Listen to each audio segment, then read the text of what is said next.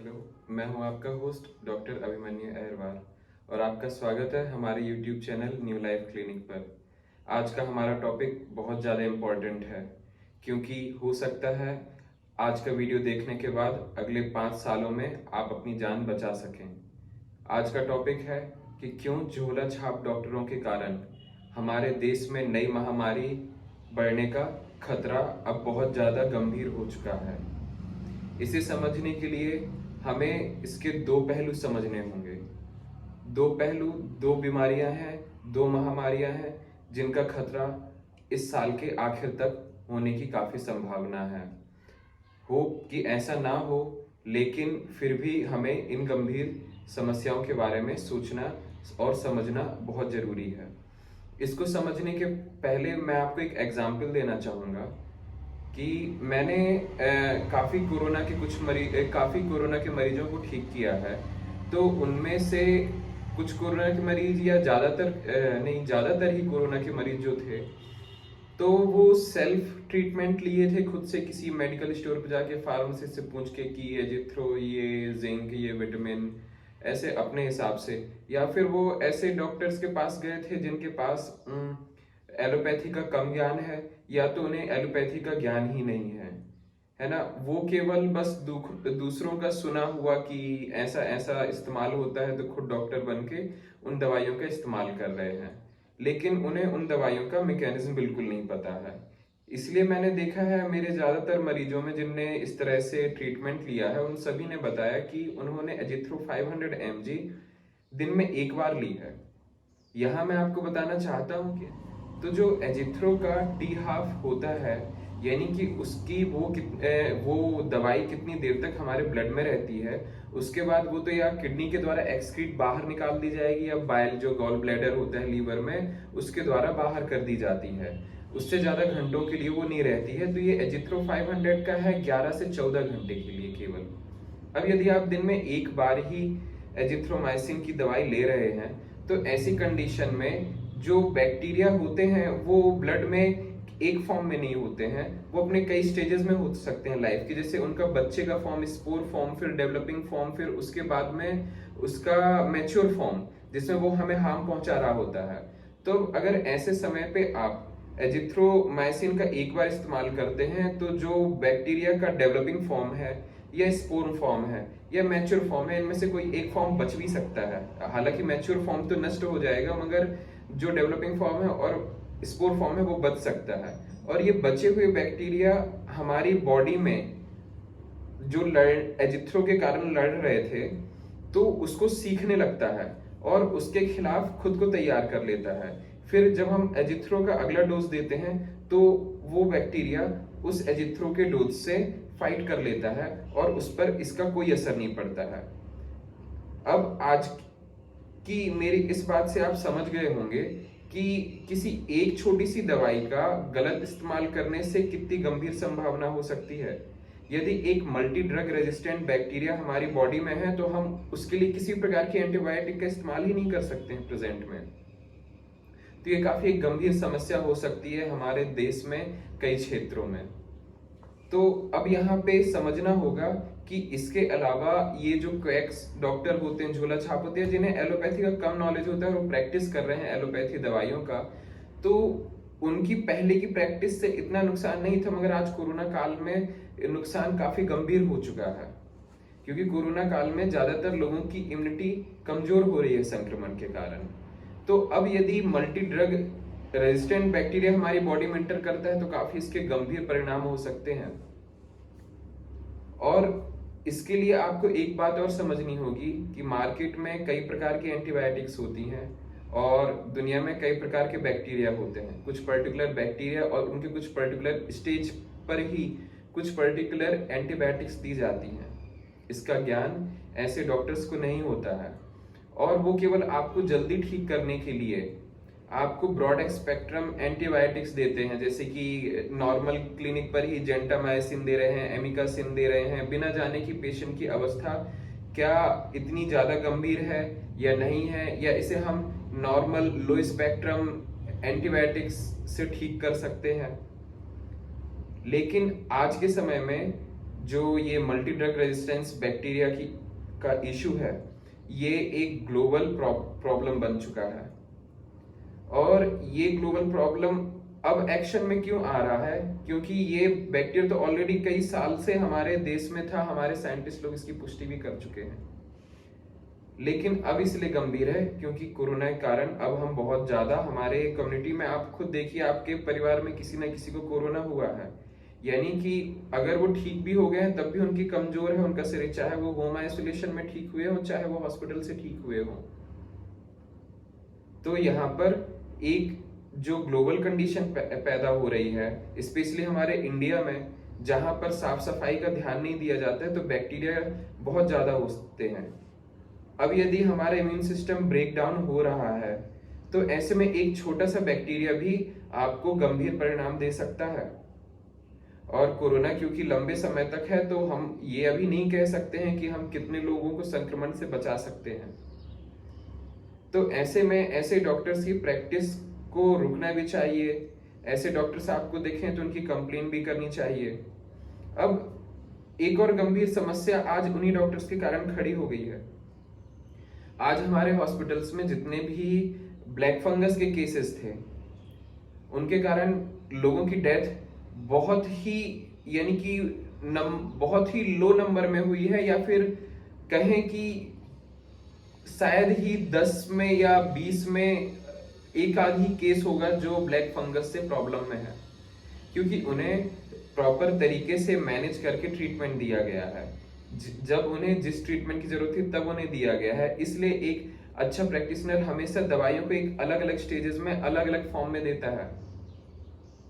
लेकिन जो जिनको एलोपैथी का ज्ञान नहीं होता वो डॉक्टर्स किसी भी प्रकार से हाई ब्रॉड स्पेक्ट्रम दवाइयां देते हैं। अब यहाँ पर जैसे ही ये चीज डिक्लेयर हुई कि रेमडेसिविर से अच्छा इफेक्ट डेक्सामेथासोन या अदर कॉर्टिकोस्टेरॉइड हार्मोन्स वाले इंजेक्शंस कर रहे हैं, तो ऐसे में जो क्वैक्स हैं उन लोगों ने इसका इस्तेमाल बहुत ज्यादा कर दिया, जिस कारण से बहुत से लोगों की इम्यूनिटी ब्रेक डाउन हो गई। उन लोगों ने इलाज तो कर दिया मगर वो अपने पेशेंट को नहीं समझा पाए कि आप अगले कितने समय तक इस गंभीर अवस्था में रहोगे कि आपको किसी प्रकार का इन्फेक्शन हो सकता है, क्योंकि उन्हें खुद इस चीज का नॉलेज नहीं होता है। उनका केवल मुख्य उद्देश्य पैसा कमाना होता है कि आपको तुरंत आराम दिया जाए और उनकी जेब भर जाए। तो ऐसे में अब हमारे देश में ये एक गंभीर समस्या के रूप में उभर रही है। आज हमारे देश के 14 राज्यों ने ब्लैक फंगस को एक महामारी घोषित कर दिया है। हो सकता है कुछ ही दिनों में ये पूरे भारत के लिए घातक साबित हो सके। तो ऐसे में अब बहुत ज्यादा जरूरी हो रहा है कि हम ऐसे डॉक्टर से ट्रीटमेंट नहीं लें जिनको नहीं पता है कि उन्हें स्टेरॉइड्स का कब इस्तेमाल करना है या किन एंटीबायोटिक्स का इस्तेमाल करना है, क्योंकि जब वो हाई ब्रॉड स्पेक्ट्रम एंटीबायोटिक्स का इस्तेमाल करते हैं तो आपकी खुद की बॉडी की रोग से लड़ने की क्षमता कमजोर हो जाती है, क्योंकि उसको कुछ मेहनत ही नहीं करनी है। मैं अपने पेशेंट्स को जब इलाज देता हूं तो मैं उनको लो स्पेक्ट्रम एंटीबायोटिक्स से स्टार्ट करता हूं, और वो भी जिस बैक्टीरिया की उस चीज की, ताकि उनकी बॉडी में अदर चीजों के लिए कोई रेजिस्टेंस पैदा ना हो सके। मगर आज हमारे देश में ऐसे डॉक्टर्स की बहुत ज्यादा भरमार है। और एक प्रॉब्लम और है, हम खुद को भी डॉक्टर समझने लगते हैं घर पर, और हम किसी प्रकार से एंटीबायोटिक्स का इस्तेमाल करते हैं या फिर इंटरनेट पे ऐसे जगह सोर्स से लेते हैं जहां पर कोई भी गारंटी नहीं दे रहा है कि वो एक डॉक्टर के द्वारा लिखा गया बात है या फिर उनके द्वारा लिखा गया आर्टिकल है। वो एक केवल रिपोर्टर्स के द्वारा लिखा हुआ होता है या फिर एक ब्लॉगर्स के द्वारा लिखा हुआ होता है। तो आपको इस समय ये भी जानना जरूरी है कि आपको जो इंफॉर्मेशन मिल रही है उसका सोर्स क्या है।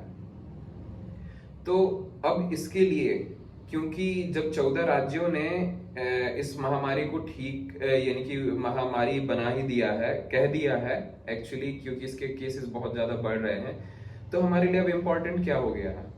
अब किस समय में इम्पोर्टेंट ये है कि एक चीज और है कि फॉल्टेड सिलेंडर्स या गंदे सिलेंडर्स के कारण भी ब्लैक फंगस के या पल्मोनरी फंगस के फंगल इन्फेक्शन के केसेस बढ़ रहे हैं, वाइट फंगस केसेस बढ़ रहे हैं।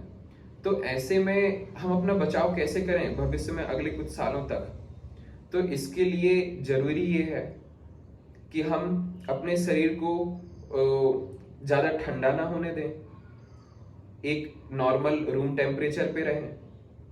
आपके रूम के एयर में ज़्यादा ह्यूमिडिटी ना हो। यदि ह्यूमिडिटी है तो अपने रूम के कपड़े, चादरों या फिर पर्दों को समय समय पे धूप दिखाएं। और हो सके तो डस्टिंग पाउडर जो एंटी फंगल्स होते हैं उनका छिड़काव करें अपने रूम में और अपने कपड़ों पर। और अगर डैंड्रफ की शिकायत है तो आप इसका इस्तेमाल अपनी स्कैल्प पर भी कर सकते हैं सोते समय। और कोशिश करिए कि यदि आपके पास पैसा उपलब्ध है भविष्य में, क्योंकि हो सकता है मेडिकल प्रॉब्लम बढ़ने के कारण मेडिकल ऑक्सीजन की कमी रहे, तो हम यहाँ पर ऑक्सीजन कंसंट्रेटर्स का भी इस्तेमाल कर सकते हैं, जो आपको ऑनलाइन कई वेबसाइट्स पर मिल जाएगा। इसका मूल्य ज़्यादा जरूर है, लेकिन इसमें आपको एक मेडिकल एक्सपर्ट होने की जरूरत नहीं होती है अपने मरीज को ऑक्सीजन डिलीवरी के लिए। और साथ में हमें कोशिश करना चाहिए कि हमारे आसपास का वातावरण अब पोल्यूटेड हो सकता है, वो इसलिए क्योंकि जो फंगल इन्फेक्शंस होते हैं वो जब अपने मरीज में तब तक रहते हैं जब तक वो अपनी पूरी ग्रोथ ना कर लें, है ना। और उन्हीं ग्रोथ से जो टॉक्सिन्स निकलता है, जहर निकलता है, वो अलग अलग ऑर्गन्स पे हमला करता है और उन्हीं हमले के कारण अब पेशेंट्स की मरीजों की मृत्यु हो रही है। तो ऐसे में क्या होता है, जब ये फंगस इतने डेवलप कर जाते हैं तो ये अपने बच्चे पैदा करते हैं स्पोर फॉर्म में। ये हवा में उड़ते हैं और ये ऐसी जगह बैठते ज्यादा हैं जहां मिट्टी ज्यादा है, धूल ज्यादा है, या फिर किसी जानवर का मलमूत्र है, या फिर कीचड़ है। तो ऐसी जगह पे ये फंगस बहुत ज्यादा और घातक अवस्था में होते हैं। यदि आप कोरोना मरीज नहीं है और आपकी इम्यूनिटी भी उतनी डाउन नहीं है, फिर भी यदि आपको ऐसी जगह पर चोट लगती है, शरीर खुलता है और ये स्पोर्स आके उसमें अंदर ब्लड स्ट्रीम में डायरेक्ट जाते हैं, तो अगले 2 से 3 महीने के अंदर आपको मल्टी ऑर्गन फेलियर्स की संभावना काफी हद तक बढ़ जाती है। अगर आपको किसी प्रकार का ऐसा लक्षण दिखाई देता है कि आपकी आंखें लाल बनी रह रही हैं काफी लंबे समय से, है ना, आपके शरीर पे किसी प्रकार की खुजली है, तो जल्दी से जल्दी इसका इलाज लें ताकि हम उस जो फंगस है उसको ज्यादा से ज्यादा अपने शरीर में फैलने से रोक सकें।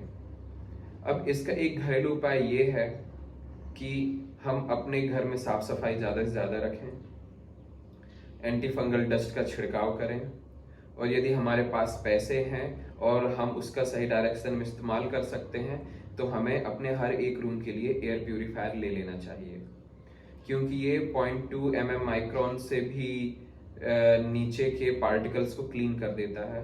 और ऐसे जो सिस्टम होते हैं इनका रख रखाव भी काफ़ी आसान होता है और आपको ज़्यादा इसमें मेडिकल एक्सपर्ट की ज़रूरत भी नहीं पड़ती है। तो भविष्य में इस तरह से आप अपने घर की हवा को स्वच्छ रख सकते हैं।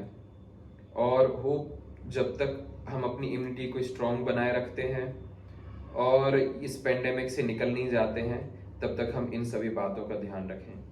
नहीं तो हमें हो सकता है अगले 5 साल में हमारे देश को इन चीज़ों के कारण काफ़ी गंभीर परिणाम भोगने पड़ सकते हैं, क्योंकि ऐसी चीज़ों का, क्योंकि हमारे देश में जो गंदगी है आजकल चारों ओर, लोग अपनी हाइजीन का ध्यान नहीं रखते हैं। तो हमारे कई साइंटिस्ट हैं जो इसे पहले ही डिक्लेयर कर चुके हैं कि एक फंगस हो सकता है जो हमारे देश की इकोनॉमी या फिर हेल्थ व्यवस्था को काफ़ी कमज़ोर कर सकता है। अगर आज का वीडियो मेरा लंबा था, मगर हो सकता है मैंने सारी चीज़ें कवर की हैं और शॉर्ट करने की कोशिश की है। यदि मेरी बातें आपको समझ में आई हैं और आप समझ रहे हैं अगले 5 साल में गलत डॉक्टर्स के प्रैक्टिस के कारण हमारे देश को किस खतरे का सामना करना पड़ सकता है, और वो कर ही रहे हैं, है ना, तो अगर मेरी बात समझ में आ रही है तो किसी भी माध्यम से और लोगों तक हम अपनी बात पहुंचाएं, ताकि हम ज़्यादा से ज़्यादा अपने देश में और ज़्यादा से ज़्यादा लोगों को हम बचा सकें इस महामारी के दौरान। होप आप सब मास्क का इस्तेमाल कर रहे होंगे। एक और स्पेशल, आपके मास्क साफ सुथरे होने चाहिए। अगर आप रोज गंदे गंदे मास्क का इस्तेमाल कर रहे हैं तो उसमें फंगल इन्फेक्शन या फफूंद बैठने के पूरे चांस है, क्योंकि बहुत सारे धूल के कण उसमें इकट्ठे हो जाते हैं। तो इसका ध्यान रखिए, मास्क साफ पहनिए, मास्क नया पहनिए, सोशल डिस्टेंस का पालन करिए और सुरक्षित रहिए।